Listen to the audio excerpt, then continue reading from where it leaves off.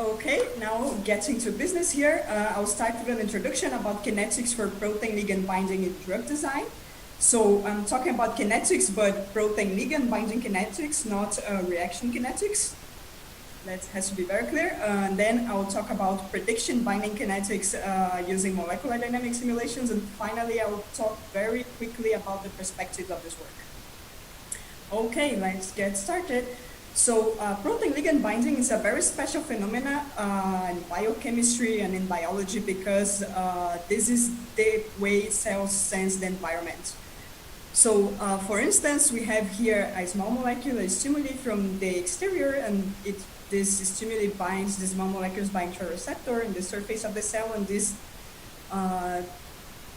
causes a signaling pathway that in the end culminates with actions like fertilization, cell proliferation, and other things. And protein ligand binding is also explored in drug design because our proteins in our cells, they can bind not only endogenous ligands, but they can also bind exogenous ligands, and these exogenous ligands can either activate or inhibit proteins. So just to give you a very quick example, if we have a cancer cell and there is a protein, a kinase misbehaving, this can lead to abnormal cell proliferation and cancer.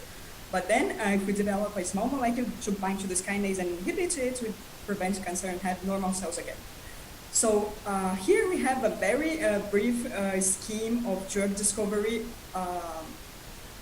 the pipeline in drug discovery. And then protein ligand binding is very relevant in just two steps here: lead identification and lead optimization. Lead is a small molecule that can bind to our target protein that was identified before that is related to whatever disease we want to deal with. And then if you want to identify a small molecule or optimize a small molecule to bind to a target, the most important thing we need is quantitative measurements. And now we are going to talk about thermodynamics and then kinetics, which is the star of this presentation, binding kinetics. So first of all, thermodynamics of protein ligand binding. So I'm doing a very brief, general introduction here, so we can remember everything about thermodynamics and binding kinetics. So here we have a very brief scheme. Here we have P, the protein, and the ligand, and this is the unbound state, and they can bind and form the bound state. So in equilibrium conditions, or in other words, when we have constant concentrations of the protein, the ligand, and the complex, and when the flux to form or dissociate the complex is the same, we can characterize the dissociation constant, Kg, or the binding free energy, delta Gb. Kg, for instance, is characterized by the concentration of protein and ligands divided by the concentration of the complex, and delta Gb is given by this relation, which is the gas constant R, the temperature in Kelvin, and the logarithm of Kg.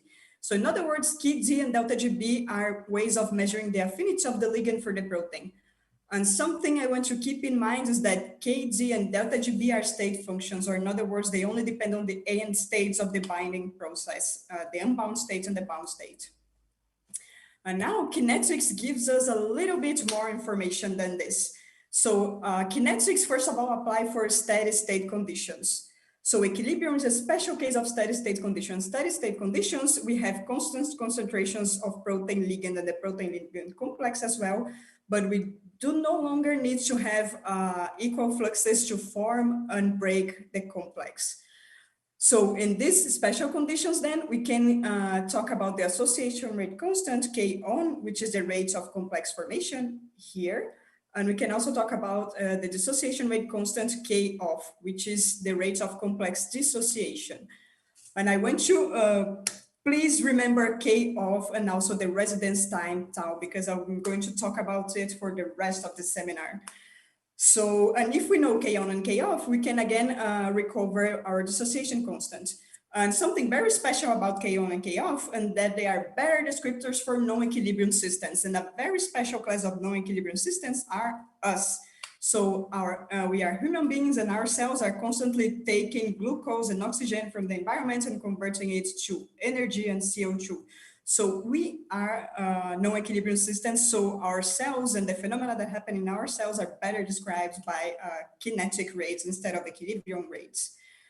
Another important piece of information that we will need to remember for the rest of the seminar is that K on and K off are not state functions, or in other words, they depend on the pathway we use to go from one state to the other.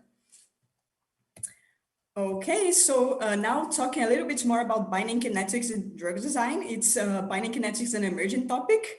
And the idea to look at the drug protein residence time for drug design was first proposed in 2006 in this paper here.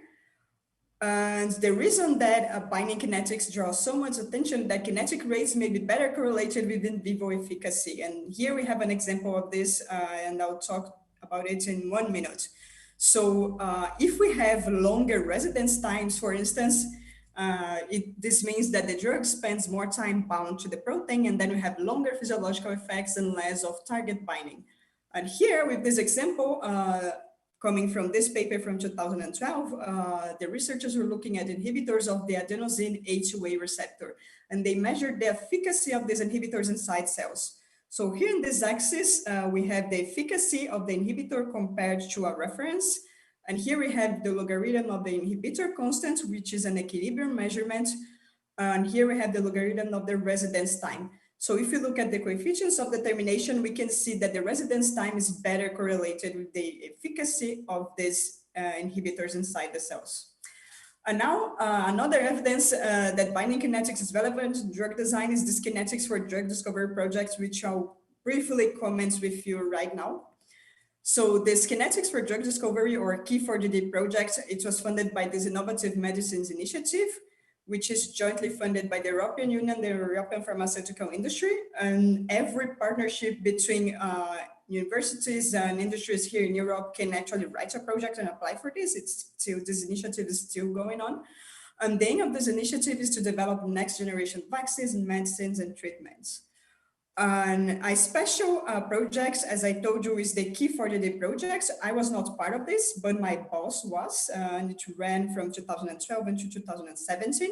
If you want to know more, you can check this review. It's very nice. And the aims of this project were to improve the understanding of drug target binding kinetics from test tube to the human body, and also develop computational and experimental methods to allow routine drug target binding kinetics analysis, especially in the pharmaceutical industry and in high throughput mode.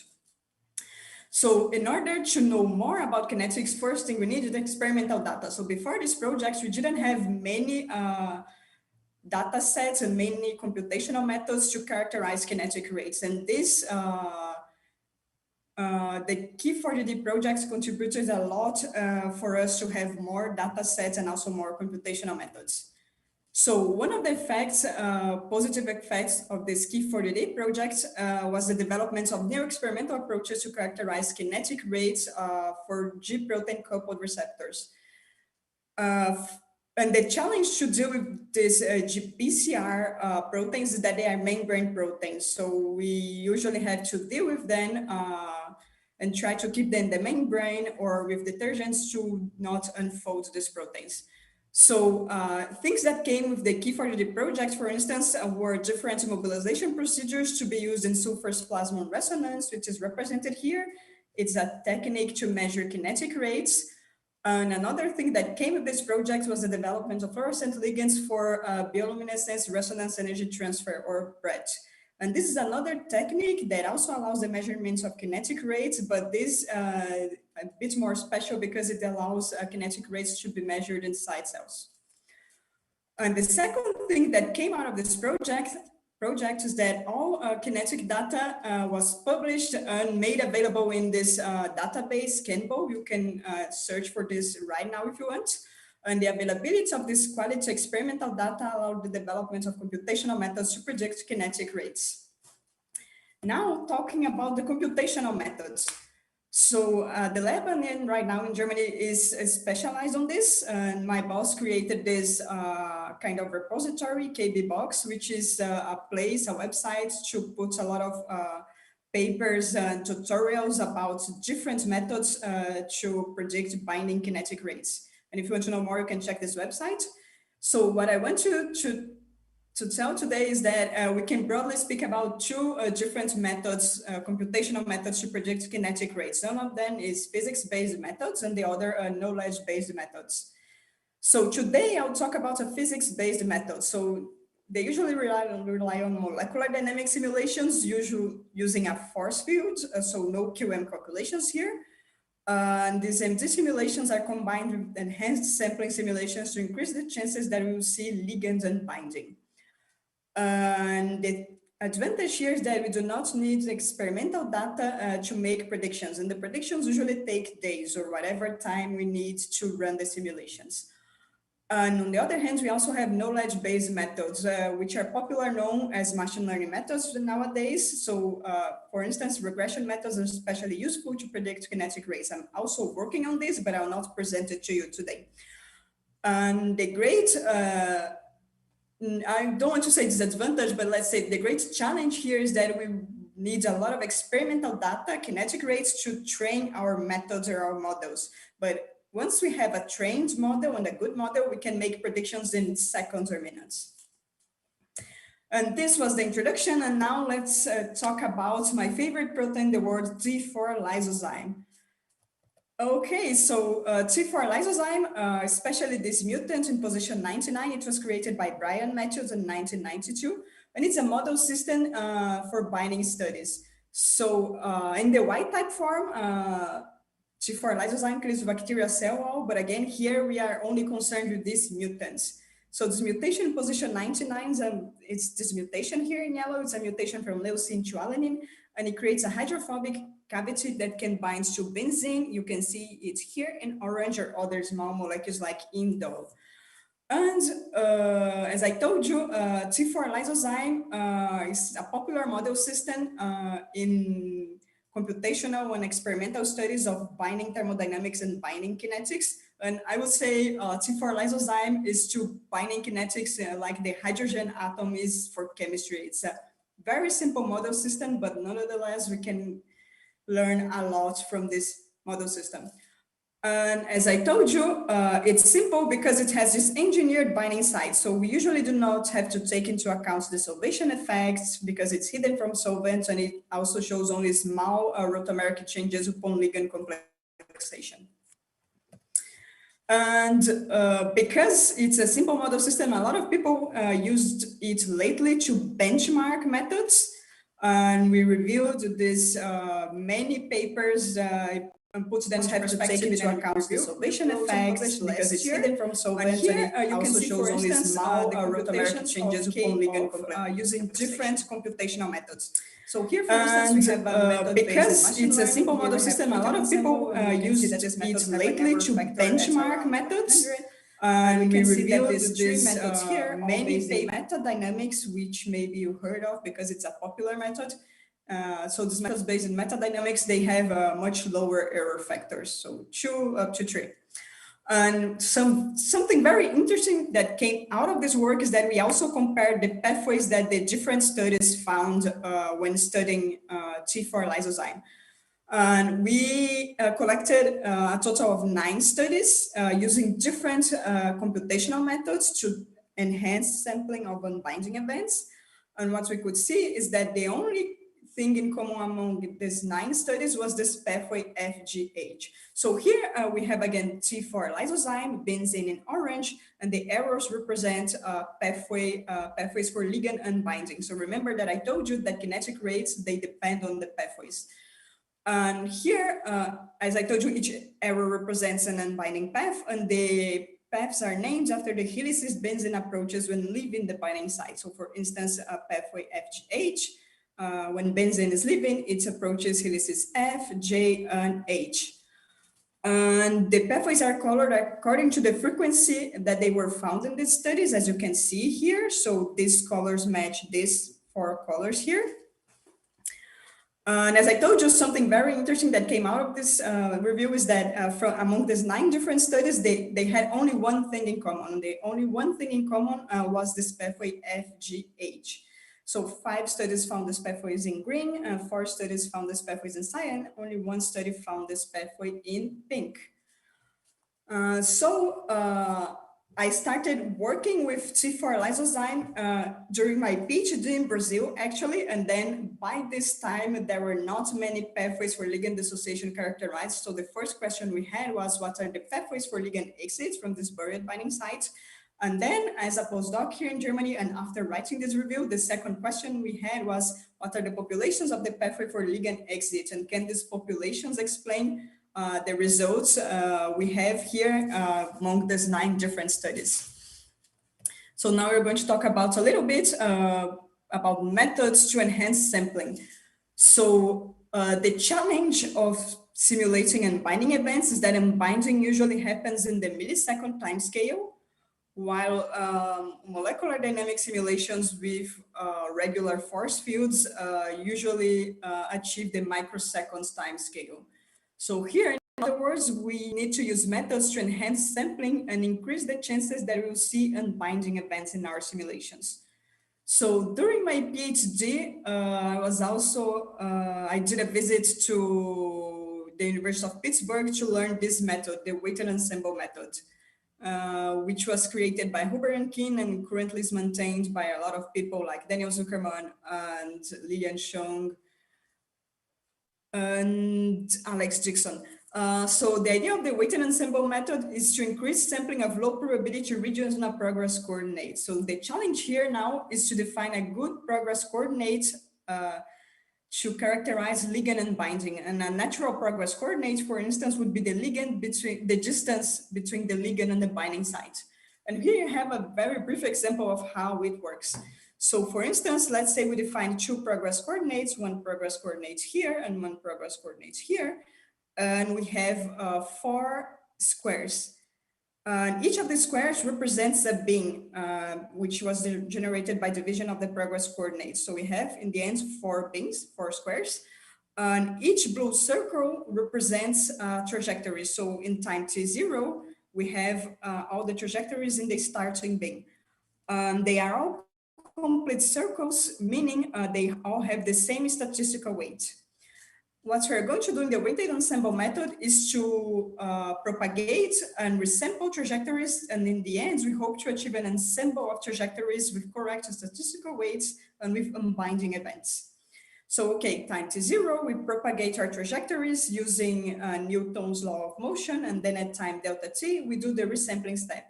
So first thing, we check the occupancy of the trajectories according into each bin.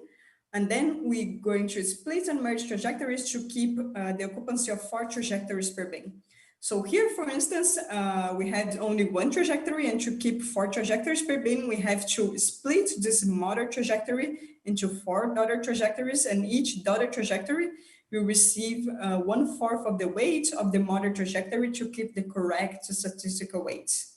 And we do the same thing here, but here we have 2 trajectories. You just have to choose one and split the weights in half between the daughter trajectories. And we keep doing this resampling, this propagation and resampling steps until in the end we have an ensemble of trajectories with unbinding events. And now, as a postdoc here in Germany, I use a more efficient method known as tau random acceleration molecular dynamics, or tau-RANDI. So tau-RANDI was developed by one of my lab mates, Daria Koch, in 2018. And the idea is that it facilitates dissociation by applying a force of constant magnitude and random orientation in the center of mass of the ligand. So here, for instance, we first equilibrate the ligand-protein complex, and then at time t0, we start applying this force. And then after time delta t, we check the displacement of the ligand. If this displacement delta x is larger than a threshold, we keep this random orientation. But if this displacement was smaller than a threshold, then we change the orientation of the force randomly. And now, just to wrap things up, a final comparison. Here we have the experimental residence times of the systems that were characterized by different computational methods. Here we have tau-RANDI, and here we have weighted ensemble. And here we have the simulation time per ligand required to characterize kinetic rates. So you see that the weighted ensemble method require microsecond time scales of simulation to characterize absolute tau values, while tau-RANDI requires nanoseconds of simulation to characterize relative tau values. Now let's get to the results. So as I told you, this work started when I was a PhD student back in Brazil under the supervision of Professor Guilherme Arantes. If you want to know more about this work, you can check the paper from 2018 at the Biophysical Journal. So by the time I finished this work, there were two pathways for ligand for benzene dissociation already characterized, these two paths. And then I learned the weighted ensemble method at the University of Pittsburgh. And then we use either two types of progress coordinates. We use either the distance between the ligand and the binding site, or the root mean square deviation between the ligand and the trajectory, and the ligand in the crystal structure. And using one of these two progress coordinates, we were able to characterize these four paths. So these two pathways were known, they were already published, path CF and FGH. My work then was the first one to characterize pathways C, D, and HJ. And then once we knew the pathways for ligand and binding, we used a Voronoi binning scheme to create a new progress coordinates and to characterize kinetic rates for each of those pathways. So here we have the maximum length of one trajectory in the ensemble of trajectories, and here we have the K of value in seconds minus 1. So each color represents one different pathway, and this trace line represents the experimental K-off. So two things we can see here is that the dissociation rates, they are all close to the experimental value, and the dissociation rates, they are also very similar for the different paths. So we cannot separate the paths based on the dissociation rates. And finally, something else we did with these simulations was to collect to look at the bin that the ligand spent more time in, the bin with longer residence time. And then we look at the modifications in the protein before and after, a few picoseconds before and a few picoseconds after the ligand transposed this bin. And then we collected it, and what you see here is the percentage of trajectories in which one residue was modified, had its position modified to allow ligand dissociation. So for instance, paths, the residues that contributed to paths CF and CD are represented here. So isoleucine was changed in 49% of simulations, and tyrosine was changed in 69% of the simulations. Now, one residue I want you to remember is this phenylalanine here, so which was changed in 50% of the simulations to allow ligand and binding in this path FGH. And we are going to see this phenylalanine again in a few slides. Okay, now moving on to the second part of this results, which I did now here in Germany using the Tau-Renzi method. So as I told you some slides ago, the Tau-Renzi method, it's way more efficient, the weighted ensemble, in the sense that we only need nanoseconds of simulation to characterize relative tau values. And then this time we used not only the complex between benzene and the mutant 99, which I showed you in all the previous slides, but we also used other complexes and also other ligands. We used also benzene bound to mutant 102, benzene bound to mutant 104, and indole bound to the mutant 99. So in other words, we did, let's say, a comprehensive characterization of mutants of T4 lysozyme, and then we characterized all the mutants with kinetic rates experimentally available. And if you want to know more about this work, it's available on arXiv. So here we have the experimental tau value, or the experimental residence time, and here we have the computed tau value, and we have a coefficient of determination of 0.78, meaning that Tau-Renzi can accurately predict relative residence times under different conditions, different mutants, different ligands, and different temperatures. And the next thing we did was to analyze these simulations to characterize the trajectories and populations of these trajectories and to characterize also metastable states. So to characterize trajectories, we collected the last snapshots of each dissociation trajectory, and we analyzed them using interaction fingerprints analysis, which is another method developed by one of my lab mates, Daria Koch, in this method published last year.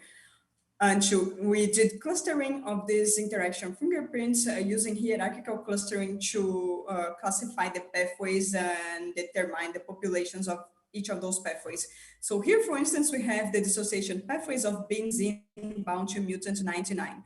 So we have pathway Fi, FGH, HJ, DG, and CD. And here we have the relative populations of the pathways and the pathways themselves. Here we have the results for benzene bound to mutant 99, benzene bound to the mutant 102, and indole bound to the mutant 99. So the biggest feature that emerges here is that for different complexes and also different temperatures, path FGH is the most probable path for ligand unbinding. And this explained the results we saw before in the literature review, where 9 different studies had completely different results, and the only thing they had in common was path FGH. So those 9 studies had only path FGH in common because it's the most probable path for ligand unbinding. Okay, and then the second thing I'm going to show you here today is again, coming from interaction fingerprint analysis, but this time we collected the last 0.3 nanoseconds of each of dissociation simulations, and we did clustering using k-means, and we obtained metastable states for ligand dissociation. So here we have benzene bound to mutant 99 and benzene bound to mutant 102. And this slide is very dense. It has a lot of layers of information here. So stay with me, please. So in this axis, we have the root mean square deviation between the ligand, the ligand position in the center of the cluster and the ligand in the crystal structure. The color is also indicative of the RMSD, or root mean square deviation. So the darker the color, the higher the RMSD. Each circle here is a cluster, and the larger the circle, the largest the population of the cluster. And finally, we have orange and gray arrows. The orange arrows represent the number of transitions between clusters, and the gray arrows represent the flux between clusters. So the thicker the arrow, the higher the flux. And some metastable states are also represented here. So remember, let's see, for instance, cluster 6. Cluster 6 is in purple here, very close to phenylalanine, which we already had identified in my previous work. So, and here, finally, we have the interaction fingerprints themselves that were used to identify each cluster. So here, 1 to 8 are the different clusters. And here we can identify residues interacting with benzene in the cluster. So for instance, looking at phenylalanine 104, it's interacting with the ligand in cluster 6, as I showed you already. Okay, and then what we're going to do, before we look at the clusters, clusters 1 to 4 here, they have low RMSD, meaning they represent the bound state, and cluster 8 represents the unbound state. So we have clusters 5, 6, and 7 as intermediates in the dissociation process. If we follow the main path, meaning if we follow the thicker gray arrows, we have dissociation from clusters 4 to 5 to 6 to 8, or 2 intermediate states and a longer residence time. And now for this complex here with a shorter residence time, if we follow the thick gray arrows, we have dissociation from clusters 2 to 5 to 8. So just 1 intermediate state. So the whole conclusion of this slide is that visiting multiple intermediate states makes the residence time longer. And that's it. So the main conclusion, so I told you I started working with T4 lysozyme since my PhD back in Brazil. And then there were not many pathways characterized for ligand dissociation. And then the first question we had was, what are the pathways available for benzene unbinding from T4 lysozyme? And then I told you during my PhD, we were able to find 4 different pathways, and my work was the first one to characterize 2 different pathways. Later on, during my postdoc, the question was, what are the populations of each pathway, and if this population explained previous results in the literature. So what we could see, first of all, is that path FGH is the most probable path, as you can see here, and this explains the previous results. And also, with this very simple model system, we are still able to get relevant mechanistic insights in the dissociation process. So what we saw in the last slide is that visiting multiple intermediate states can make residence times longer. And this can have relevant applications in drug design. For instance, if we want to design a drug with a longer residence time, and that's what usually people want, we can design a drug that has more metastable states that visiting multiple intermediate states talking can about the make perspectives, which is very quick. And this can have So first, this is not exactly a perspective, but a question that I get a lot because I am in the job market and then applying for professor positions. And something that people usually say is, okay, T4 lysozyme is nice, but you know, the ligand is so small, benzene is never going to be a drug. And I agree, benzene is very simple. But tau range and weighted ensemble tau range have been applied to other more drug-like systems. And just to give you an example of tau range, it can be used with larger drug-like ligands. So in the original work from 2018, it was applied on heat shock protein 90, which with more drug-like molecules dissociating from it.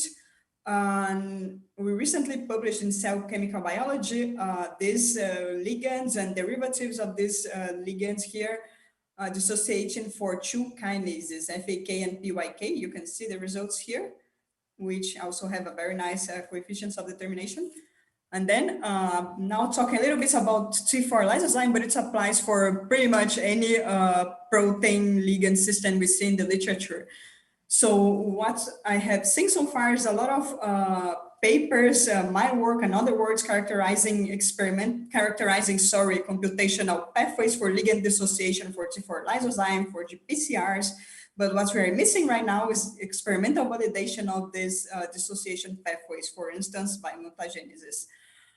And other relevant questions. So we have a lot of methods that allows us to study ligand dissociation, but right now we are missing in the literature efficient computational methods that allows us to study ligand association.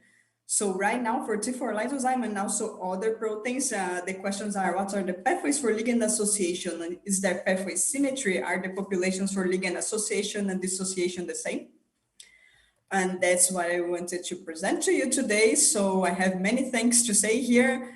First of all, to Professor Daniel Zuckerman, I visited him in the United States to learn the weighted ensemble method, and then to Professor Guilherme Menegon-Arantes, which was my PhD advisor. Are the populations for ligand association and dissociation the same? To perform the first. And that's what I wanted to present to you today. So I have many things to say here. Thanks to first of all to Professor Daniel Zuckerman, I visited him in the United States to learn the weighted ensemble method, and then to Professor Guilherme Menegon-Arantes, which was my PhD advisor. Are the populations for ligand association and dissociation the same? To perform the first. That's what I here in Germany, I had funding from Cell Networks, and right now I had funding from the Humboldt Foundation, CAPES, and the Klaus Schieder Stiftung. And before it's over, I have a special invitation for you, especially for the Spanish and Portuguese speakers. So next week, February 9, we have the Global Breakfast, Desayuno Global, Café da Manhã Global, whatever you prefer. I don't know if you know Fernanda Duarte from Oxford. She's organizing it with Mabel and Lilian. And you are all invited for this.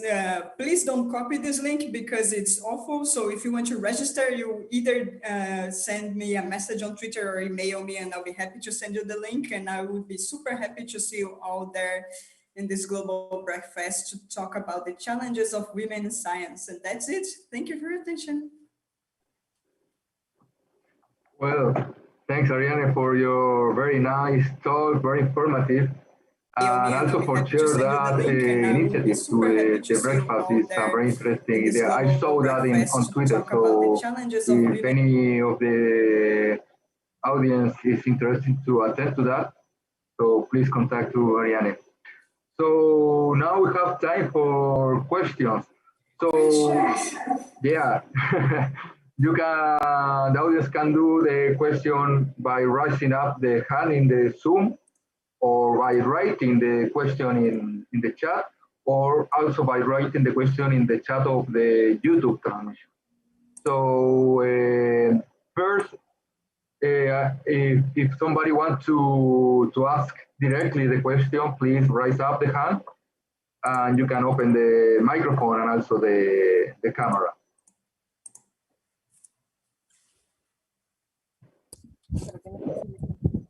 Hello.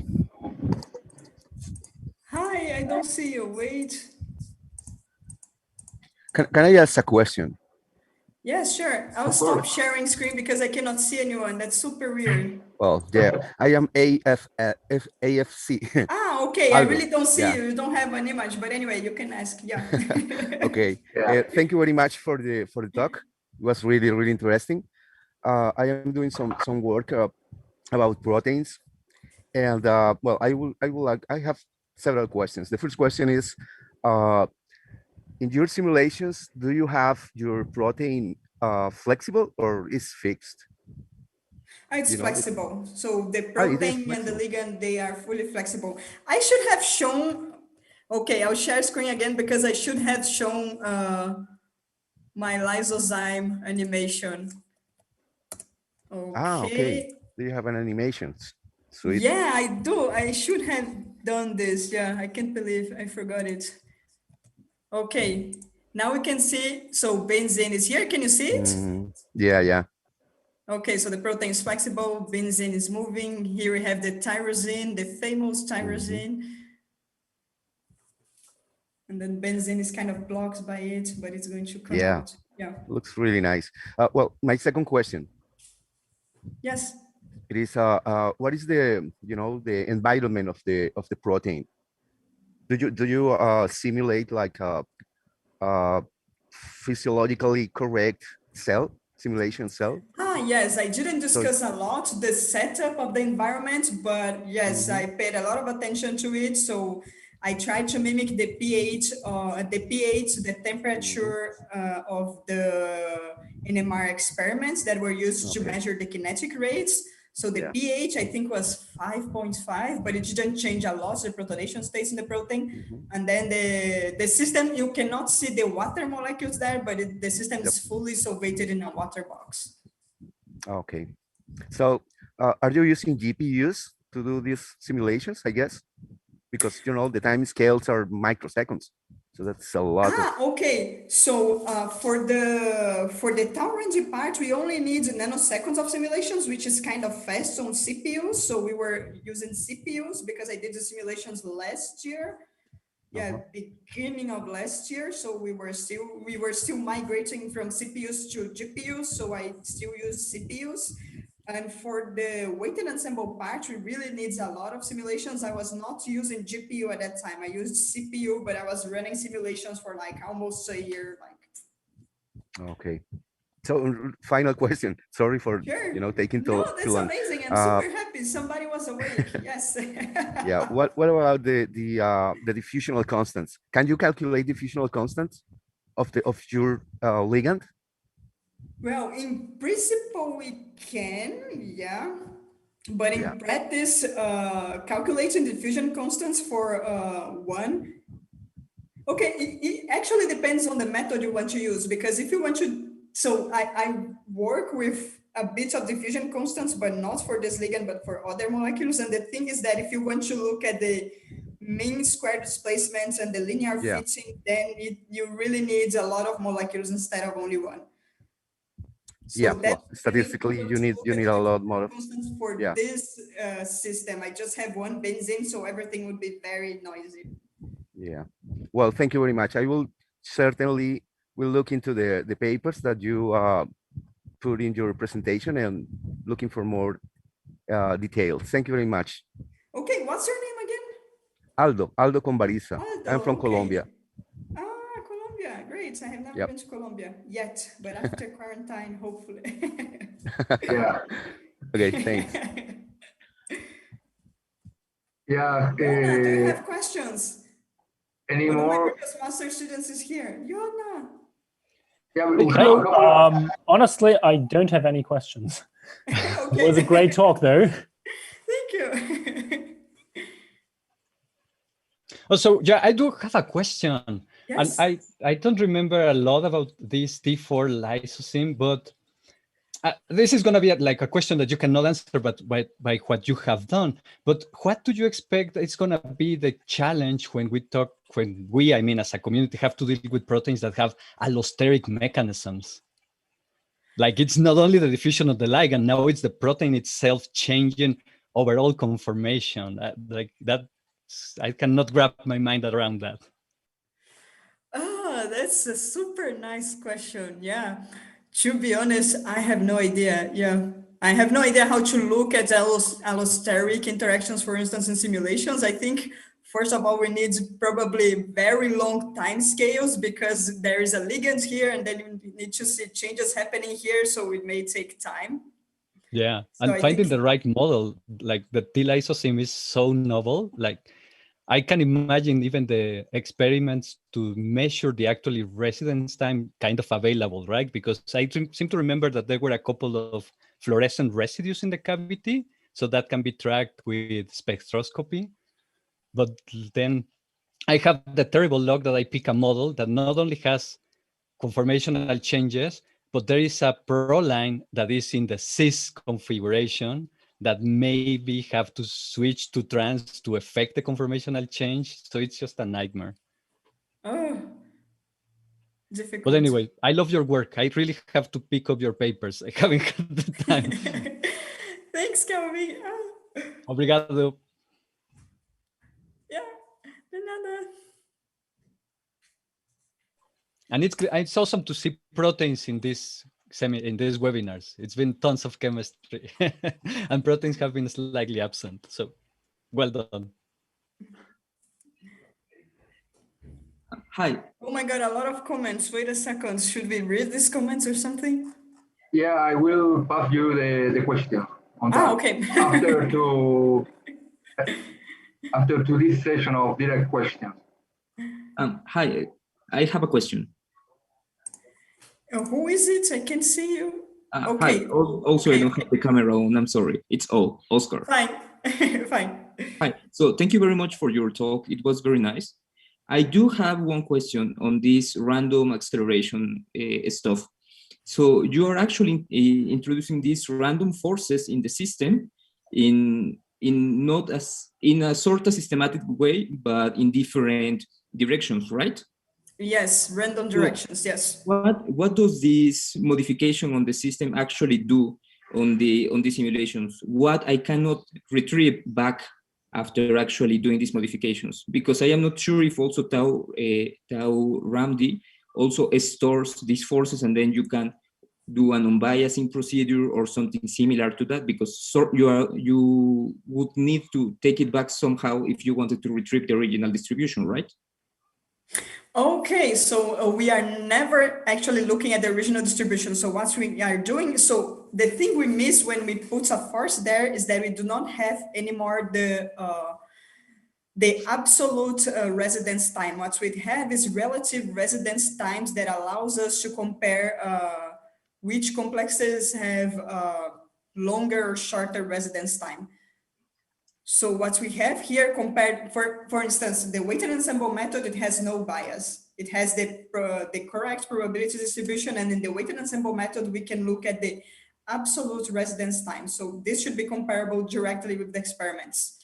But in tau RAMD, we just have the relative values because we put a force, we are speeding up the exits of the ligand. So we have relative values, but not absolute values anymore. Okay, thank you. So these modifications are not stored, or because they would also not be required, sort of?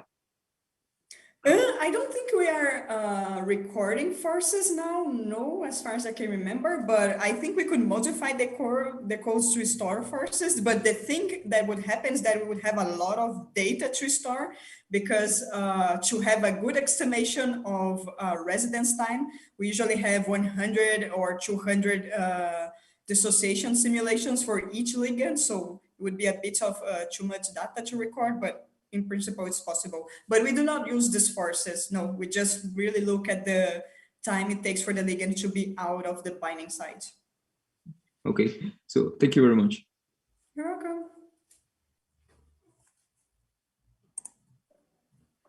Yeah, so any other direct questions to Ariane? So let's read some of the questions from the different chats. So Pilar Guteler from YouTube transmission is asking, well, she said, hi Ariane, very nice presentation. I'm wondering if you have thought of any mutations to see how they affect the DSOC pathways and change the preferred pathway? Well, I would love to do it, to design mutations, to see how they change the kinetic rates, but then I think it would be very nice to do it with an experimental partner, which I don't have right now. So yeah, if you do these experiments, just let me know and let's do it. Yeah, I would love to do mutations and test it computationally and experimentally. That's a great idea. Excellent. Here we have one from Diego Armando Rodriguez. Is there any effect of disintegration, dissociation of amino acid residues in the pathway exit? Is there what? I didn't hear. Yeah, is there any effect of disintegration, dissociation of amino acid residues in the pathway exit? Okay, no, so first thing we have to do is to really test the forces and use the smallest possible force. I didn't comment on the force in tau range I used for T4 lysozyme, but this was 4 kilocal per mole per angstrom, which is a very low force. And the lowest the force we can use, the better, because otherwise we're going to blow up the system. Yeah. So I use a small force in the sense to not perturb very much the system. When I look at the simulations, they look like what I showed you before, like, okay, despite the force is not too aggressive. One from Ricardo Lopez Cole. Hi Ariane, very nice talk. I really enjoyed and learned a lot from your.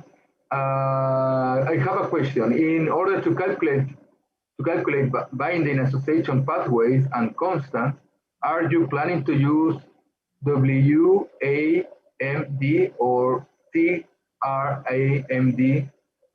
I will send you. Okay. Yeah, do you understand the? Yeah, I got the question. Yeah. So in principle, we can use the weighted ensemble methods WEMD to calculate association rate constants. Mm-hmm. But I would say the main problem here is that if we think about the introduction again in the drug design contest, if we want to test like 100 molecules, you cannot do 100 simulations in the microsecond time scale to test these molecules. It's much quicker to test this experimentally.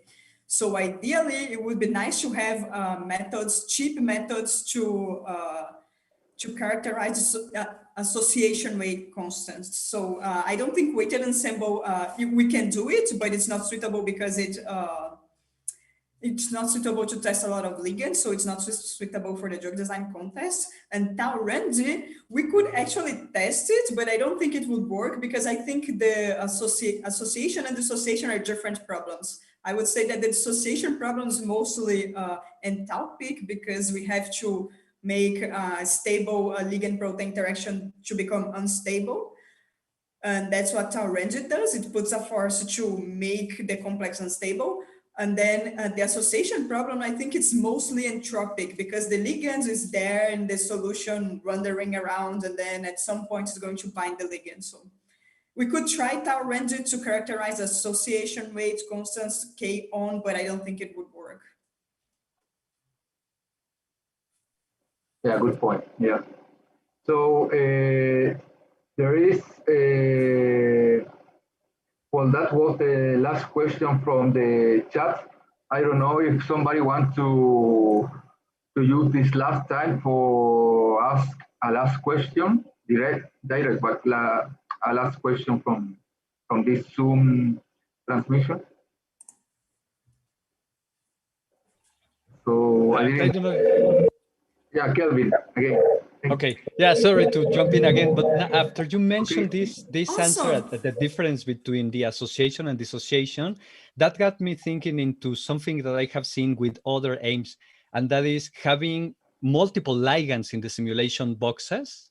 You know, to obviously you will get extremely high concentrations in reality if you did that, but wouldn't that be something that could be done at least for simple ligands like the benzene that have no other degrees of freedom than the position? I don't know. I haven't thought about that. What do you think? I could try it for T4 lysozyme. That's a good point. Yeah, don't know what would happen. We could put a lot of benzene molecules in the simulation box and see if they bind. Yeah, and actually this trick of putting a lot of ligands in the simulation box to facilitate association, I think it was used before by the D. Shaw group. I don't know if you have heard of them. Yeah, I think they did it in some GPCR simulations, but even with some more, I think 10 or 20 ligands in the simulation box, even then they had to run like microsecond simulations to get association anyway. So maybe it's helpful because otherwise they would need even more time to see binding. I don't know. Yeah. Still the big unknown. Thank you, Ariane. You're welcome. Yeah. Thanks, Kelvin, for your question. So a last chance for asking. Okay, I would like to make another question. Still the big unknown. Thank you, Yeah. Ariane. Oh, so just listening to this last thanks, Kelvin, for your question. Have you guys tried to do something like more Monte Carlo approach? You know, like to map positions into the protein. You know, like so you can avoid the time scale part of the simulation, and then you can map every single position of a molecule, interacting with the protein, like it's. Have you heard of that kind of approach? Well, no, if you have papers about it, just send it to me. I don't know. Yeah, go ahead. So yeah, I got the question. So what would be the Monte Carlo for to characterize the pathways or the rates? Yeah. So have you heard of a Monte Carlo approach used, to characterize the binding, energies, for example? Okay, I have heard of Monte Carlo to characterize the binding energies, but never for binding kinetics. Maybe if you could send me some papers, I would be very happy to read about it and see how we could apply it for binding kinetics. Yeah. Okay. Thank you very much for that.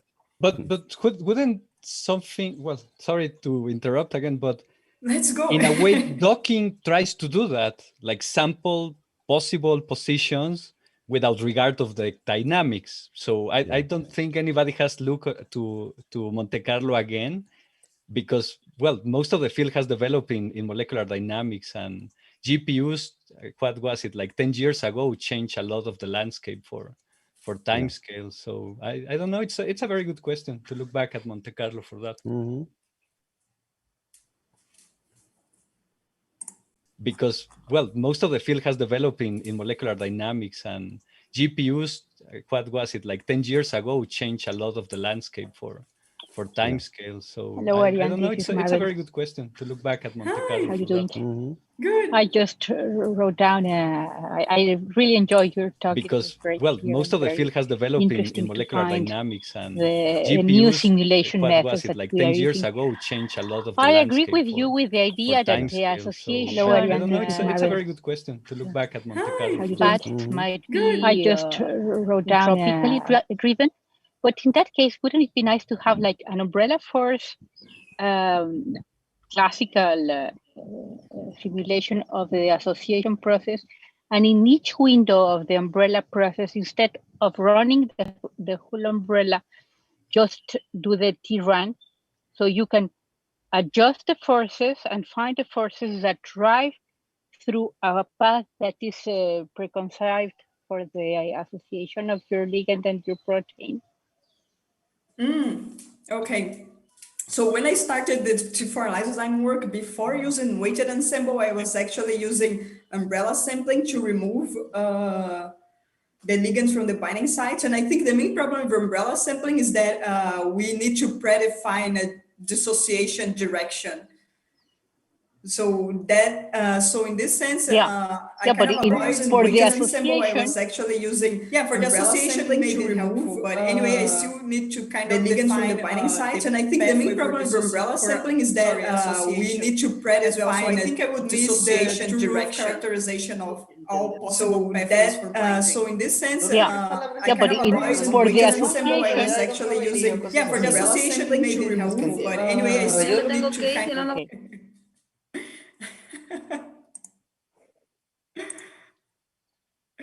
Yeah, I disconnect that audio now.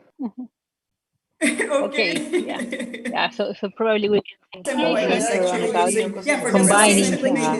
and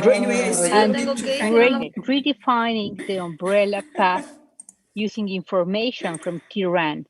So I think that combination might be useful. So you don't have a predefined. So yeah, the next umbrella window you define it about in terms of combining what your T-RAN says in the redefining the umbrella path. I understand now. So I would use T-RAN to extensively characterize pathways and then umbrella sampling to put the ligand back. Okay, now I see. Yeah, it makes sense. The next umbrella window you define it about redefining the umbrella path. I understand now. So I would use T-RAN. Thank you. This was a very nice idea. Thank you, Margarita, for your question, for your very nice question. Yeah, my pleasure.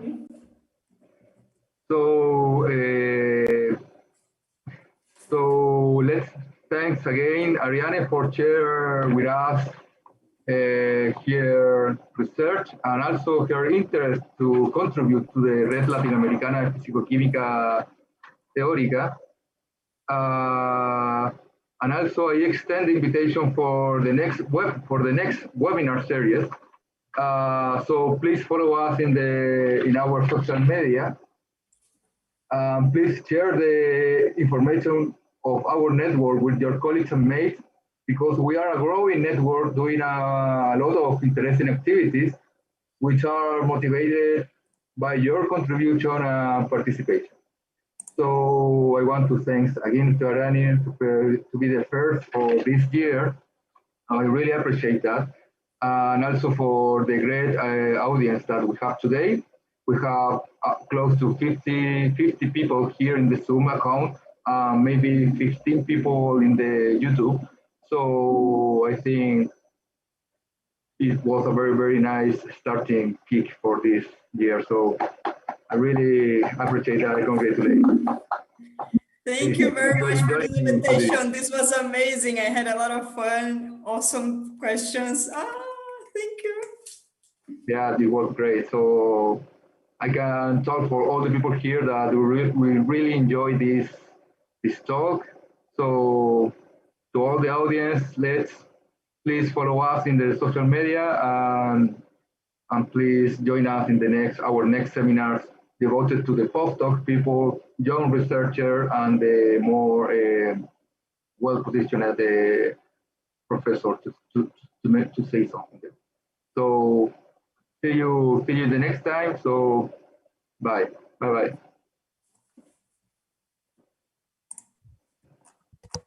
Thank you very much, guys. See you later. See you in the next one. Of course. to say something. Thank you so much for this space. See you the next time. So bye. Yeah, we hope to come with you. Thank you very much, guys. See you later.